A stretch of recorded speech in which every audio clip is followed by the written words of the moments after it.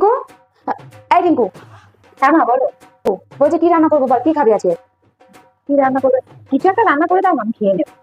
দেখ অত কথা জানি না, তোরা পাট পাট করে বলবি কি কি খাবি, আমি সেগুলোই রান্না করবো, এক্সট্রা কিছু রান্না করতে পারবো না।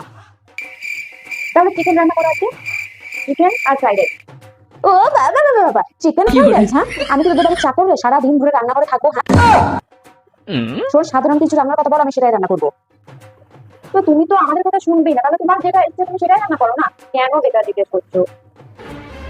দেখ, চিকেন করলে তোর ঠাম্মি খাবে না, মাটন করলে তুই তোর বাবা খাবে না, তো আমি কি করবো সেগুলো? হ্যাঁ তাহলে থাক, তোকে আর কিচ্ছু বলতে হবে না, ঠিক আছে? তার থেকে বরং আমি লাউ ডাল করবো, সেটাই ভালো। শেষে তো তুমি তোমার নিজের পছন্দ মতোই রান্না করবে, তাহলে কেন সবাইকে জিজ্ঞেস করো কি রান্না করবো কি রান্না করবো? শোন, আমার নিজের জন্য বলছি না, হ্যাঁ তোদের সবার জন্যই বলছি, কারণ লাউ ডাল খেলে পেট ঠান্ডা থাকবে, ঠিক আছে? পেট খারাপ হবে না।